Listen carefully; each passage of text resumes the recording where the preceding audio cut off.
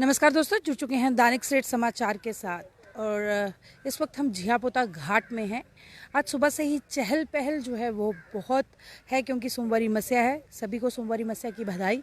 और जिस तरह से देखा जा रहा है कि अभी सियासती दौर जो है वो तेज़ी रफ्तार से चल रहा है, उसी के साथ आज हमारे बीच में एडवोकेट अंकुर शर्मा जी हैं, national president and MP candidate Ekam Sanatan party से। सीधी बात इन्हीं से करेंगे। सर, बहुत बहुत स्वागत है आज अखनूर में। बहुत बहुत धन्यवाद और सोमवारी मस्या की सबको बहुत बहुत बधाई और शुभकामनाएं। जी सर, एक तरफ आपको भी हिंदू धर्म को आगे बढ़ता हुआ देख रहे हैं, आप हिंदू तत्व को लेके बात करते हैं, हिंदू को साथ सनातन धर्म के साथ साथ आप हिंदुओं को एकजुट जो है वो कर रहे हैं। और कहीं ना कहीं भाजपा भी, लोगों का कहना है कि सबसे बड़ा हिंदू कौन, सभी सबसे पहले इसी पे बात करेंगे। ये देखिए, पिछले 10 वर्षों में आपने देख लिया कि किस तरीके से इनकी जो असल कार्यशैली थी वो सामने एक्सपोज हुई और इस समय लोग बदलाव चाहते हैं, चेंज चाहते हैं। और जम्मू संभाग के लोगों पे तोहमतें ये मारी जाती थी कि हम तुम्हारा कुछ करें या ना करें, तुम्हारे पास विकल्प क्या है। तो मुझे लगता है कि एकजुट जम्मू जो 2018 में हमने निर्मित किया था, बनाया था, और जो अब नाम चेंज किया राष्ट्रीय स्तर पे जाने के बाद एकम सनातन भारत दल बना है, ये एक ऐसा विकल्प है जो जम्मू का अपना विकल्प है। एक ऐसी पॉलिटिकल पार्टी है जो जम्मू संभाग के लिए लड़ती आई है, ना केवल लड़ती आई है बल्कि लड़के विजय पाने का गौरव भी हमने प्राप्त किया है। आप जानते हैं जम्मू संभाग के खिलाफ जो कानून बनाए गए वो कानून तक हमने ध्वस्त करवाए। जी बिल्कुल। मुख्यमंत्री और सरकारों ने जो षड्यंत्र रचे उन षड्यंत्रों का भी पर्दाफाश किया, चाहे वो 14 फरवरी 2018 का आदेश हो जिसमें मुसलमानों को लीगल इम्यूनिटी दी गई थी ज़मीनों पे कब्जा करने के लिए, उसके खात्मे की बात हो, रोहिंग्यास बांग्लादेशीज़ की सेटलमेंट हो, लैंड जिहाद, डेमोग्राफिक इन्वेजन के तमाम वो आयाम और तरीके हों जिनको डिप्लॉय करके जम्मू को कमज़ोर करने का प्रयास किया जा रहा था। और वैसे भी गवर्नेंस फ्रंट पे भी और लोगों से अपना जुड़ाव रखने के दृष्टिकोण से भी जो पिछले 10 साल से एमपी हमारे रहे, उधमपुर के भी और जम्मू लोकसभा के भी, लोगों की नज़र में वो मॉन्यूमेंटल फेलियर्स हैं। यानी एक छोटा फेलियर होता है, एक बड़ा फेलियर होता है, और जिस फेलियर को आप बयान ही नहीं कर सकते कि कितना बड़ा फेलियर है तो उसे आप प्रोवर्बियली मॉन्यूमेंटल फेलियर कह देते हैं। वो हैं लोग इस बार चेंज के लिए वोट करेंगे, लोग इस बार जम्मू संभाग के सशक्तिकरण के लिए वोट करेंगे, लोग इस बार सनातन संस्कृति सभ्यता के सशक्तिकरण के लिए बात करेंगे, वोट करेंगे। मैंने जम्मू के सशक्तिकरण की बात इसलिए कही क्योंकि पिछले 10 वर्षों में आपने देखा कि जम्मू संभाग के लोगों की जितनी भी इच्छाएं आकांक्षाएं थी उन्हें आर्टिकुलेट करने में हमारे यहाँ के एमपीज फेल हुए। सिंपल सी बात है कि जम्मू संभाग के लोग जो चाहते हैं कि उनकी बात राष्ट्र जाने, देश जाने, जैसे कि रसाना केस में जम्मू संभाग के लोग चाहते थे कि सीबीआई इंक्वायरी हो, आपके जो नुमाइंदे हैं आपकी बात ही नहीं रखते थे। आपके बीच में ना आना, लोगों से संपर्क ना रखना, लोगों के काम ना करना, चुप्पी साध के रखना, पार्लियामेंट में झूठ बोलना, एरोगेंस जो है, घमंड जो है, वो सर चढ़ के बोलना, तो इन सब चीज़ों से परेशान होकर अब लोगों ने मन बनाया है कि वो विकल्प को वोट करेंगे। और इसीलिए हमने तय किया कि अब एकम सनातन भारत दल 2024 के लोकसभा चुनाव लड़ेगी। एकम सनातन भारत दल जम्मू संभाग के सशक्तिकरण को रिप्रेजेंट करती है। एकम सनातन भारत दल सनातन संस्कृति सभ्यता के सशक्तिकरण को रिप्रेजेंट करती है। एकम सनातन भारत दल चेंज को रिप्रेजेंट करती है। मैं स्वयं खुद जम्मू लोकसभा से चुनाव लड़ रहा हूँ। बांसुरी, भगवान कृष्ण की बांसुरी, इलेक्शन कमीशन ऑफ इंडिया ने हमें चुनाव चिन्ह दिया। गौ संरक्षण के लिए इस बार लोग वोट करेंगे। और आज इसी पृष्ठभूमि में अखनूर क्षेत्र में हमारा आना हुआ और यहाँ की जो हमारी लोकल टीम है और हमारे जो कार्यकर्ता हैं उनके साथ मिलकर आपने देखा है कि किस तरीके से अखनूर का जो पुराना बाज़ार है वहाँ डोर टू डोर कैंपेन हमारा चला और किस तरीके से लोगों का पॉजिटिव रिस्पॉन्स आया कि हाँ, अब आप एक विकल्प के रूप में आए हैं, हम आपको अपना विकल्प चुनते हैं। और ना भाजपा ना कांग्रेस, इस बार केवल जम्मू की अपनी पार्टी, जम्मू के अपने बच्चे जो जम्मू की बात कर रहे हैं उनको ही अपना प्रतिनिधि बना के पार्लियामेंट में भेजा जाएगा ताकि देश भी जम्मू संभाग के लोगों की आवाज़ सुन सके। जी अंकुर जी, ये तो बात रही, आपने कहा कि इस तरह का और जम्मू की बात करेंगे और जम्मू के लोग इस पर बदलाव चाहते हैं, लेकिन सदियों से चलता आया, काफ़ी समय से हम देख रहे हैं कि जम्मू कश्मीर एक सेंसिटिव स्टेट था जहाँ पे सिर्फ भाजपा और कांग्रेस ही का बोलबाला था।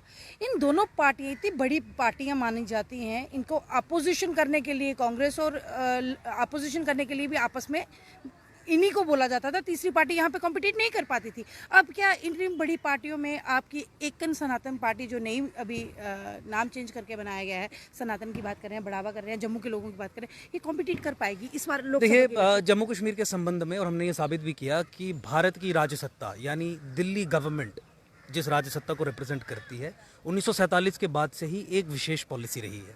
उस पॉलिसी के चलते जम्मू कश्मीर में भारत की राजसत्ता ने यह तय किया है, सरकार सेंटर में कोई भी आ जाए, प्राइम मिनिस्टर कोई भी आ जाए, 2024 तक की मैं बात कर रहा हूँ, कि जम्मू कश्मीर में लोकतंत्र का चेहरा कश्मीरी मुसलमान को बना के ही जम्मू कश्मीर के अफेयर्स को चलाया जाएगा। जम्मू कश्मीर में सत्ता का केंद्र कश्मीर में ही स्थापित किया जाएगा। जम्मू कश्मीर में सत्ता की कमान जो है वो कश्मीरी मुसलमान, हिंदुस्तान का दामन थाम रही है, पाकिस्तान के साथ नहीं जा रही है। तो यहाँ पे अगर सत्ता का चेहरा, लोकतंत्र का चेहरा यानी चीफ मिनिस्टर यानी सरकार का चेहरा यानी मुख्यमंत्री अगर एक मुसलमान होगा, और खासकर कश्मीरी मुसलमान होगा, तो हम दुनिया को ये बता सकते हैं कि भारत के लोकतंत्र और धर्मनिरपेक्षवाद, पाकिस्तान इस्लामिक रिपब्लिक बना था, इंडिया सेकुलर डेमोक्रेसी बना था, तो इंडियन सेकुलर डेमोक्रेटिक सेटअप की कितनी बड़ी ये विक्ट्री है कि मुस्लिम मेजॉरिटी स्टेट में मुसलमान ही डेमोक्रेसी को सक्सेसफुल बना रहा है।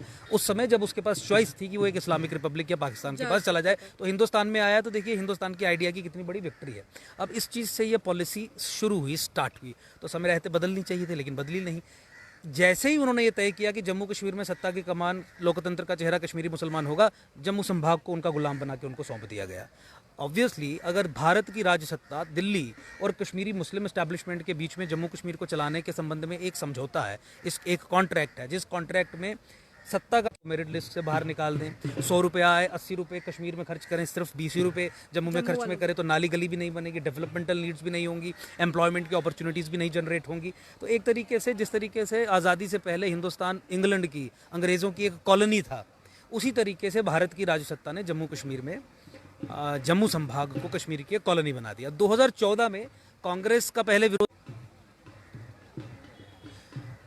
तो जैसा कि आपने देखा कि 2014 के बाद जब लोगों ने परिवर्तन किया कि कांग्रेस की इस नीति के खिलाफ हम वोट देंगे और भाजपा को सत्ता में लाया, तो भाजपा ने उस नेहरूवियन पॉलिसी को बदलने के बजाय, जम्मू संभाग को सशक्त करने के बजाय, उसी नेहरूवियन पॉलिसी को अडॉप्ट किया और उसे आगे फर्दर परपेचुएट किया, मतलब उसे आगे ही बढ़ाने का काम किया। यानी जम्मू कश्मीर में भाजपा ने भी अब ये मान लिया कि सब कुछ कश्मीरी मुसलमान के हाथ में ही जम्मू कश्मीर को चलाना है। 370 और 35 से ख़त्म करने के बाद भी भाजपा ने 2011 के fraud, anti Hindu, anti Jammu census को आधार बनाया जम्मू कश्मीर में ये तय करने के लिए कि कश्मीर को कितनी एमएलए सीटें मिलेंगी और जम्मू को कितनी एमएलए सीट्स मिलेंगी। हमने कहा था कि 2021 के सेंसस के आधार पे आप डिलिमिटेशन करवाइए, जम्मू को 50 एमएलए मिलेंगे, कश्मीर को 40 मिलेंगे। इन्होंने मानने के बावजूद कि 2011 का सेंसस फ्रॉड है, उसमें हिंदुओं की जनसंख्या 10 लाख तक कागजों पे कम कर दी गई है, यानी 10 एमएलए जम्मू संभाग के कम कर दिए गए हैं। इन्होंने 2011 के सेंसस को आधार बनाया, कश्मीर को 47 सीट्स दे दी, जम्मू को 43 पे सीमित कर दिया। डोडा, किश्तवाड़, राजौरी, पुंछ से भी कश्मीर बेस्ड पॉलिटिकल पार्टीज 10 के करीब सीटें लेती है। कभी कभी नगरोटा और बिश्नाह की सीट भी वहाँ चली जाती है। मैं 12 नहीं कहूँगा, लेकिन 10 आप मान के चलिए। तो 90 में से 57 सीट्स भाजपा ने फ्रॉड और फज्ड सेंसस के आधार पे डिलिमिटेशन करा के कश्मीर को सौंप दी। मुझे बताइए, आज अगर चुनाव हो जाते हैं या 10 साल के बाद आप प्रारूप देखिए, विधानसभा का चुनाव होता है, 57 सीट्स एनसी और पीडीपी के पास मिला के हैं, 46 सीट्स आपको सरकार बनाने के लिए चाहिए। क्या जम्मू संभाग उनका पूर्णतः पूरे तरीके से भाजपा ने गुलाम बनाया कि नहीं बनाया? जब वो अपनी सरकार बनाएंगे बिना किसी नुमाइंदे की मदद के, जो जम्मू से चुना गया होगा, तो किस तरीके से जम्मू का वो शोषण करेंगे? ये 70 साल के एक्सपीरियंस में तो सब लोग जानते हैं। अरे हमारे बच्चों के नंबर कम करके उनको मेरिट लिस्ट से बाहर निकाल के कश्मीरियों को नौकरियां दे देते हैं, ये इतिहास रहा है। तो भाजपा और कांग्रेस में जम्मू कश्मीर के संबंध में कोई फर्क नहीं है, नीति में कोई फर्क नहीं है। इसीलिए विकल्प ये खड़ा हुआ है, इसीलिए एक पॉलिटिकल वैक्यूम क्रिएट हुआ था, जिसे भरने का काम हमने किया और हमने काम करके काम किया। हमने कहा कि कश्मीर की कोई बात नहीं होगी, केवल जम्मू संभाग के सशक्तिकरण की बात होगी। और जिस तरीके से जम्मू संभाग और सनातन संस्कृति का इस्लामीकरण जम्मू में हो रहा है, हमने कहा सनातन के सशक्तिकरण की बात होगी, उसकी मजबूती की बात होगी, और ये हमने जम्मू कश्मीर में भी चलाई है।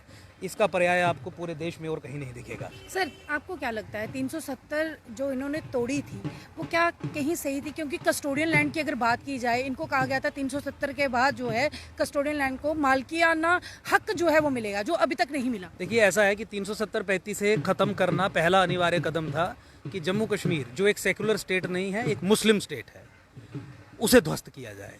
और आप जानते हैं कि 370 और 35 आए लास्ट, आप ये बिल्कुल जानते हैं कि 370 के खात्मे के लिए व्यक्तिगत तौर पे मैंने स्वयं और एकजुट जम्मू के कार्डर्स ने ग्राउंड पे कितना संघर्ष किया, क्योंकि भाजपा पीडीपी के साथ सरकार बना के बैठी थी और लिख के दे दिया था भाजपा ने पीडीपी को एजेंडा ऑफ अलायंस में कि 370 को खत्म करने की बात तो छोड़ी, हम उस पर चर्चा भी नहीं करेंगे। इसलिए भाजपा का कोई भी व्यक्ति जो है वो 370 के खिलाफ नहीं बोलता था, हम बोलते थे। हमने संघर्ष भी किया। जब 370 टूटा था, हमारी बड़ी बड़ी होर्डिंग्स हर चौक पे जम्मू के लगी थी। इसलिए लगाई गई थी क्योंकि उससे 5 दिन पहले ही हजारों की संख्या में बहुत बड़ा हमने एक प्रोटेस्ट कह लीजिए, सेमिनार कह लीजिए, वो ऑर्गेनाइज करवाया था, जिसमें बताया था कि 370 क्यों खत्म होना चाहिए।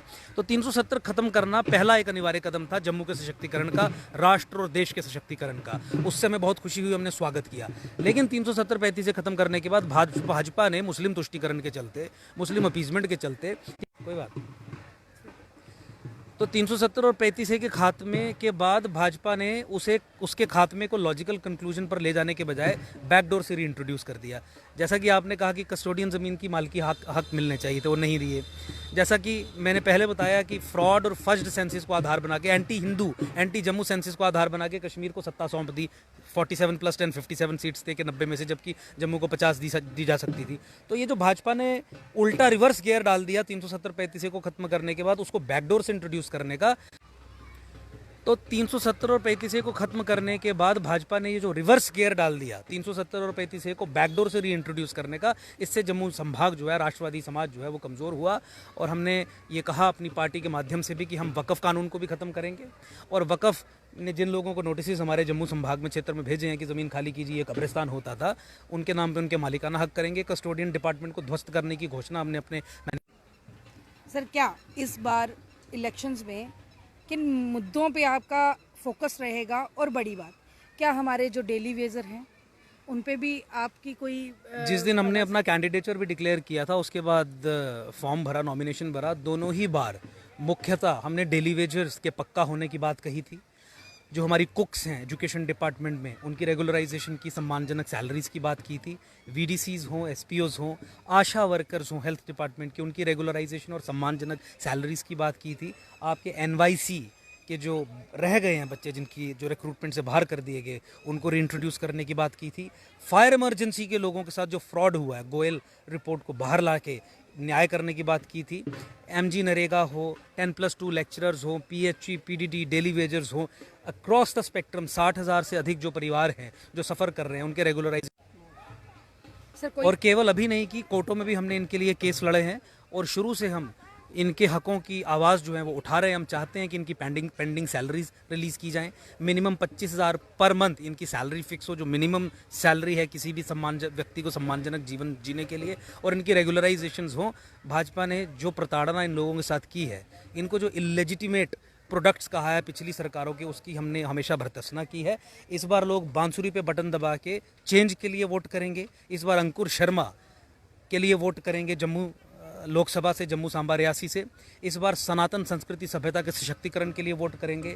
इस बार इस बात के लिए वोट करेंगे कि ऐसा व्यक्ति आगे जाए जो सिर्फ जम्मू संभाग की बात करे, कश्मीर की कोई बात ना करे। जम्मू संभाग के सशक्तिकरण के लिए वोट करेंगे। सनातन के चलते लैंड जिहाद के खिलाफ वोट करेंगे, जिसके खिलाफ हमने संघर्ष रखा।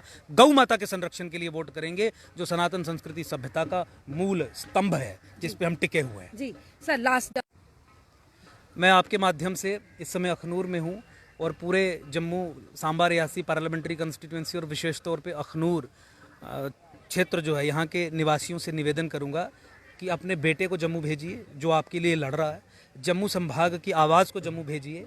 भाजपा का एमपी जाता है तो भाजपा की बात करता है, लोगों की बात नहीं करता। कांग्रेस का एमपी जाता है, कांग्रेस की बात करता है, लोगों की बात नहीं करता। भाजपा कांग्रेस दोनों कश्मीर सेंटर्ड हैं, इसलिए जम्मू संभाग के लोगों की बात नहीं होती। अपना नुमाइंदा भेजिए, ऐसा व्यक्ति भेजिए जो जम्मू संभाग के सशक्तिकरण के लिए लड़ रहा है। बांसुरी पे बटन दबाइए। इलेक्शन कमीशन ने गौ माता के संरक्षण के लिए ईश्वरीय कृपा हो गई कि हमें बांसुरी चुनाव चिन्ह दिया। इस बार मुरली बजाइए, बांसुरी पे बटन दबाइए, बदलाव लाइए, चेंज के लिए वोट कीजिए, जम्मू की एम्पावरमेंट, जम्मू की लिबरेशन के लिए वोट कीजिए, कश्मीर को तोड़ने के लिए वोट कीजिए। क्योंकि कश्मीर ने जिस तरीके से जम्मू संभाग पे कब्जा करके हिंदू नरसंहार को अंजाम, तो जिस तरीके से पिछले 70 साल में कश्मीर ने जम्मू संभाग को ट्रीट किया है, ह्यूमिलिएट किया है, उस ह्यूमिलिएशन के खिलाफ वोट दीजिए। बांसुरी पे बटन दबा के सनातन पार्टी को, अपनी लोकल पार्टी, अपनी जम्मू की पार्टी, उसे वोट दीजिए। जी, बहुत बहुत धन्यवाद अंकुर जी आपका। ये थे हमारे साथ एडवोकेट अंकुर शर्मा जी, एकम सनातन पार्टी से।